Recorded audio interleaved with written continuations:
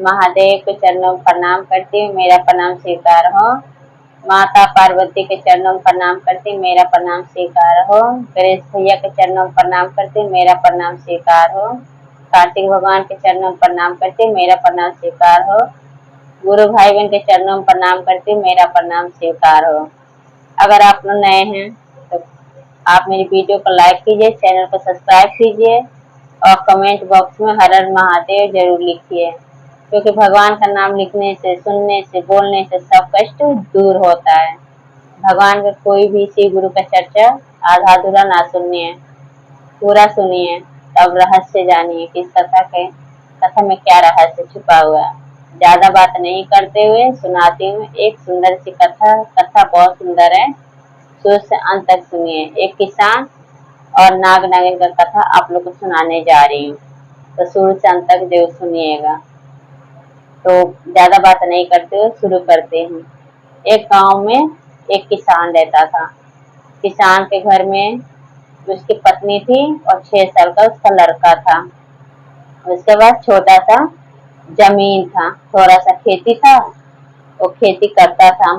फिर क्या होता है कि जब कटनी पिटनी हो जाता है, उसके बाद जब परात मतलब पत्ती परात होता है ना, पथरीला जो जमीन होता है, तो वो फौरा लेके जाता है।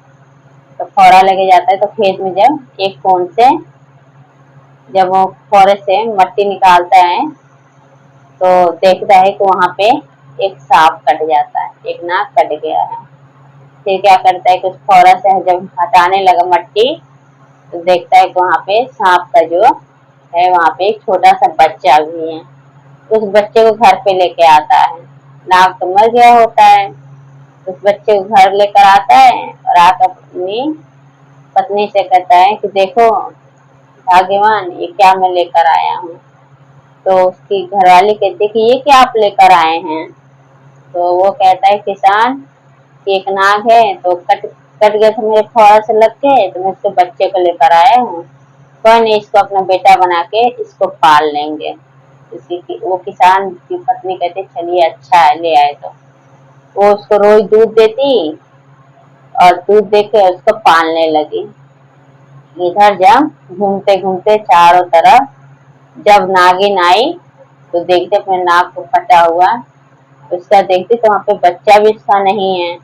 अब तो वो एकदम से तड़पने लगते अपने बच्चे के लिए।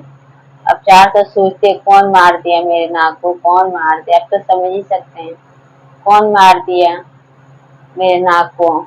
चार तो घूमती है, चार तो देखती है, पूरी दुनिया में देखती है, कहीं नहीं मिलता है उसका बच्चा।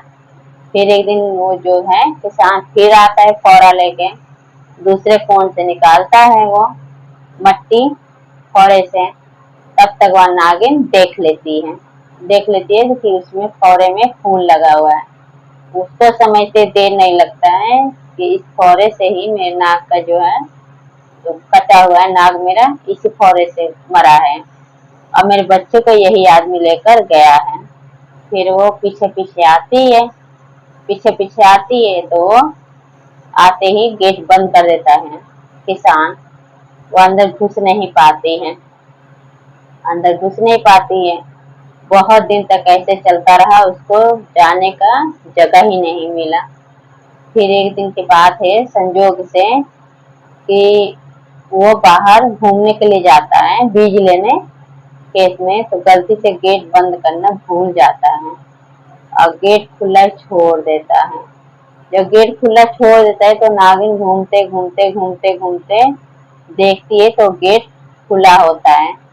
फिर वो जाके अंदर जाती है तो बेड पे देखती है कि उसका लड़का सोया पड़ा हुआ है। फिर लड़के को देख के ये अब तो तड़प रही थी अपने बच्चे के याद में, खूब तड़पती है। फिर उसको डस लेती है बच्चे को। जब बच्चे को डस लेती है और जब गेट के बाहर जाने लगती है, उधर से किसान आता है, आ कभी हाथी पैर धोता है, तब तक वो देख लेता है वो नागिन को गेट से बाहर जाते हुए। अब वो दोनों किसान उसकी घरवाली दोनों आते दौड़ के अपने लड़के पास, तो लड़का उसका मर चुका होता है। लड़के के याद में उसको लेके इतना रोते हैं, इतना रोते हैं, इतना तड़पते हैं। एक ही बेटा था किसान और उसकी घरवाली का, लेके उसको दफन कर देते हैं। और वो किसान कहता है अपनी घरवाली से, कोई बात नहीं भाग्यवान, वो बच्चा है ना, नागिन का जो बच्चा था, ये है ना, से इसको लेके थी, इसको अपना बेटा बना के इसको पालेंगे। बोलती हाँ हाँ आप सही बोल रहे हैं। फिर इसको दूध पिलाते हैं, उसको पालते हैं। फिर एक दिन अब ये अब किसान को डसने के लिए चारों तरफ राह देखती है। अब इसको कैसे डसूं मैं, इसने तो मेरे नाक को मार दिया। फिर देखते देखते चारों तरफ गेट तो बंद रहता है, खिड़की की तरफ से वो देखती है जो किसान और उसकी पत्नी दोनों उसी का बच्चा जो था नाग का, उसको कटोरी में रख के दूध पिला रहे होते हैं। अब ये नागिन देख के फूट फूट के रोने लगी। उसको अपने करनी पर पश्चाताप होने लगा। आती है महादेव के मंदिर में, महादेव के मंदिर में आती है और सिर्फ पटक पटक के रोती है, क्योंकि वो एक इच्छाधारी नागिन थी। वो मरी से कोई भी रूप धारण कर सकती, कुछ भी कर सकती थी। फिर वो आके महादेव से कहते हैं, महादेव आपको उसके किसान के बेटे को जिंदा करना होगा। अगर आप नहीं उसको जिंदा करेंगे तो बताइए, मैं वो सबसे बड़ा भक्त रहती है, वो शिष्या रहती है महादेव की। महादेव कहते हैं कि हे नागिन, मैं किसान के बेटे को जिंदा नहीं कर सकता, उसका शरीर जो है वो जल चुका है। अगर वो होता तो मैं जिंदा कर सकता, मैं जिंदा नहीं कर सकता। तो वो कहते हैं कि नहीं महादेव, आपको जिंदा करना होगा। अगर आप जिंदा नहीं करेंगे तो मेरे भक्ति का फल आप कैसे देंगे, मुझे अपनी भक्ति का फल चाहिए। मुझे उनका बेटा लौटाना है, क्योंकि वो एक नाग नाग के बच्चे को दूध पिला के पाल रहे हैं, मैं उनके बेटे को डस ली हूँ। बताइए पश्चाताप कैसे होगा, दुनिया के सारे लोग का विश्वास आप पे हट जाएगा। मेरे भक्ति आपका करने से क्या फायदा, इतना पूजा पाठ में करते हैं क्या फायदा, कुछ फायदा नहीं है। फिर वो कहते महादेव कि तुम ये काम कर सकती हो, मैं नहीं कुछ कर सकता। वो कहती है मैं कैसे कर सकती महादेव, बताइए मुझे। तो तुम्हारे पास है मरी, तुम मरी से कोई भी रूप धारण कर सकती हो।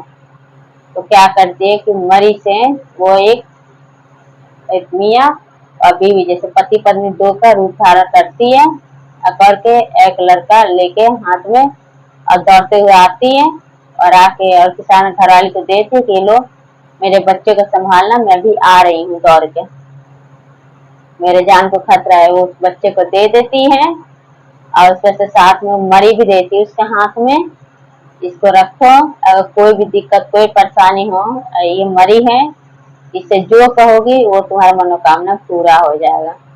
तो कहते ठीक है।